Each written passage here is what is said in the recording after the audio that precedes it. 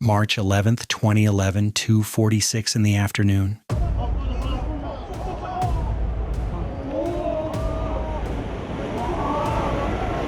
The water came in black, a wall of it taller than the buildings it was about to swallow.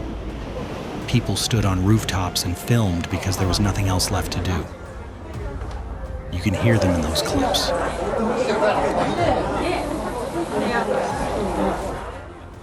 Not screaming, praying, counting children, saying names out loud as if saying them might keep them. This is the deadliest tsunami the world has seen this century. In a single afternoon, towns that had stood for centuries were scraped off the map. Coastlines were redrawn. Tens of thousands of people were alive at lunch and gone before dinner. But the wave was never the start of it. The start was 60 miles out to sea and 15 miles down, in the dark, where two pieces of the planet had been pressing against each other since before any of these towns had names. To understand what the water did, you have to go back to the morning when nothing was wrong at all. 8 in the morning, March 11th. Tokyo was already moving. Trains packed shoulder to shoulder, the platforms a single breathing thing. Up the coast in Tōhoku, the fishing fleets had been out since before dawn and were coming back heavy. It was a good catch. Kids were in school. Old men were drinking tea. The northeast of Japan looked exactly the way it had looked the day before and the day before that. There was no reason to think today would be the one history wrote down. Far offshore, the reason was already in motion, ready. The Pacific Plate had been sliding under the edge of Japan for longer than human memory, but it wasn't sliding cleanly. It had snagged. And when a fault snags, it doesn't stop building force, it just stores it. The way a bent branch stores everything you put into it right up until the second it doesn't. Scientists had been circling this stretch of coast for decades. They expected a big quake here eventually. Their models said somewhere around magnitude 7.5. Serious. Something the country's engineering could absorb. The models were aiming at the wrong size of catastrophe. 2:46 in the afternoon. The fault let go. Not at one point, but along nearly 300 miles of seabed at once, the rupture tearing north and south faster than the eye of any instrument could follow. The ocean floor heaved upward by tens of feet in the space of a breath. An expanse of crust the size of a small country lurched in under 2 minutes. The energy that came off it has no comparison that makes it feel real, so the numbers just become numbers. Magnitude 9.1, the strongest earthquake ever recorded in Japan. One of the strongest ever recorded anywhere by anyone in all of human history. In Tokyo, more than 200 miles from the rupture, the towers began to lean. Top floors swung several feet. Office workers went under their desks. Elevators froze between floors with people inside them. The famous tower over the city bent at its tip. And then it held. Across the whole country, the high-speed trains, some of them traveling near 200 miles an hour, received their automatic stop signals and braked. Not one of them came off the rails, not a single one. That was the country working exactly as it had trained itself to work. Closer to the coast, the shaking wasn't something to admire. It was something to survive. Water lines burst into the streets. In the cities of the northeast, the ground didn't tremble so much as roll, like the land had become liquid for 90 long seconds. And this is actually moving. Can you see the cracks moving? People came out of buildings into open ground and held on to each other and waited for it to stop.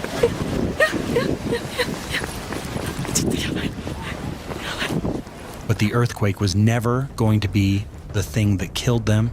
2:49 in the afternoon, 3 minutes after the first shock, the warning went out.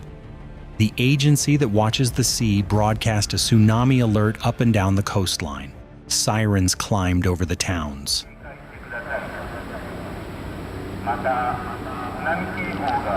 Loudspeakers crackled to life. Radios told people to get to high ground now, not soon. Now. The system had done its job, and it had done it fast.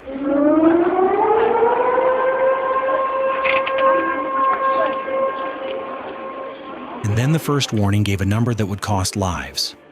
6 meters, roughly 20 feet. Frightening, but for many of these towns, it was a height they thought they had already beaten. They had built seawalls taller than that. They had concrete barriers and breakwaters and decades of drills behind them. Some people heard 6 meters, looked at a 30-foot wall, and decided they were on the right side of it. Others simply couldn't run. They had just lived through 6 minutes of the ground trying to throw them down. They were exhausted in a way that doesn't leave room for sprinting up a hill. The number was wrong. The water that was coming would, in places, be 3 and 4 times higher than anything the first warning described. 3:15 in the afternoon. Kamaishi. The town had spent more than $1 billion on the deepest tsunami breakwater in the world, 2 enormous barriers reaching the sea floor across the mouth of the bay. It was meant to stop exactly this. The wave came over the top of it and shoved its way through the gates. Blocks of concrete weighing as much as small houses were rolled aside like loose gravel. The breakwater didn't hold the ocean back. What it did was slow it for a moment, and in a disaster like this, a moment is measured in human lives. It bought a little time. Then the sea poured into the streets, lifting boats off their moorings and driving them into the second floors of buildings. Spinning cars in slow circles before crushing them flat. The people who got high enough to watch all said the same strange thing afterward. It wasn't the crash they remembered, it was the grinding. The sound of a whole town being pulled apart at once, steel folding, timber snapping, the long, low roar of water underneath all of it that never stopped and never crested. It just kept coming.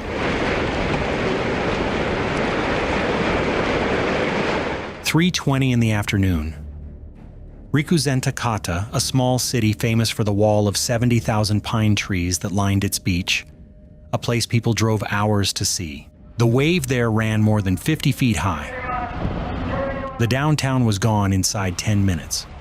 City Hall, the hospital, the schools, the fire station that was supposed to coordinate the rescue. Wooden homes came apart on contact, concrete buildings folded. A hostel that everyone in town knew by sight was torn off its base, and when the water finally fell, its top floor was found wedged in the trees the better part of a mile inland. Of the 70,000 pines, exactly 1 was still standing when it was over. People kept it alive for years afterward, a single tree, because they needed something to have survived. 3:25. Minami Sanriku, a fishing town folded into a narrow bay. The shape of that bay was a death sentence. It took the open ocean and squeezed it, funneling all that force into a smaller and smaller space until the water stood more than 60 feet tall by the time it hit the town. In the 3-story disaster management center, a young woman named Miki Endo was at the microphone. When the quake hit, she had started broadcasting, telling her neighbors to leave, to climb, to go now. People heard her voice over the loudspeakers and they ran, and because they ran, they lived. She kept talking as the water came up the walls of her own building. Her colleagues begged her to stop, to get to the roof, to save herself. She stayed at the microphone. The broadcast cut off mid-sentence when the wave took the building. 津波が予想されますので、直ちに高台へ避難してください. She did not come down. 3:27.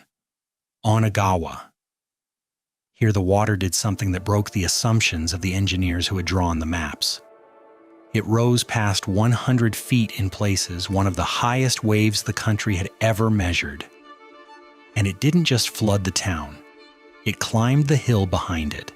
Apartment blocks built of steel-reinforced concrete, structures designed to ride out earthquakes, were knocked flat onto their sides like toppled furniture. One of them was left lying there on purpose in the years that followed. Never righted. Kept as a monument to a force nobody had thought to plan for. 3/4 of the buildings in Onagawa were destroyed.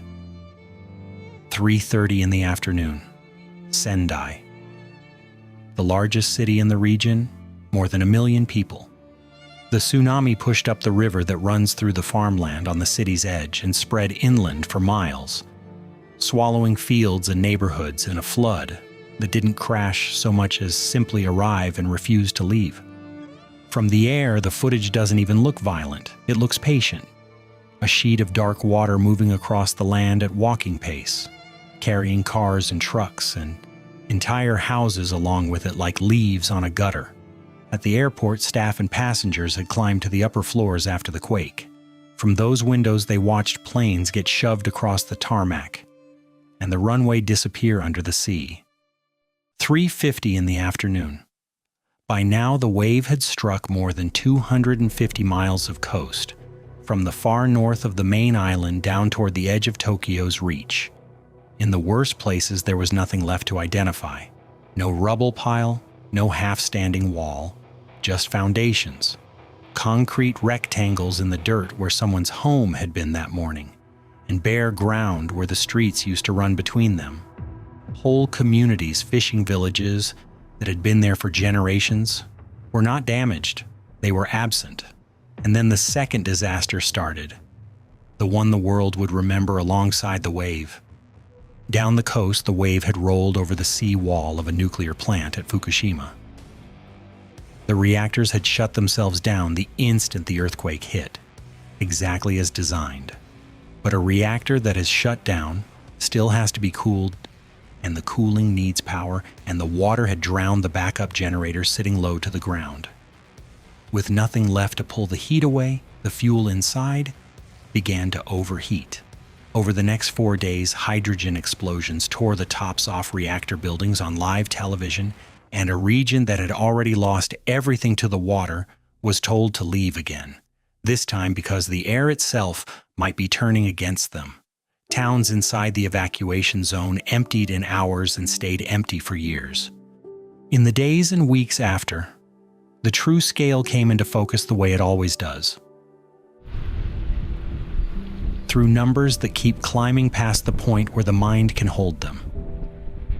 Nearly 16,000 confirmed dead. Thousands more missing and never recovered. Hundreds of thousands driven from their homes. Well over 100,000 buildings destroyed. The financial cost ran past $200 billion, the most expensive natural disaster the world had ever recorded.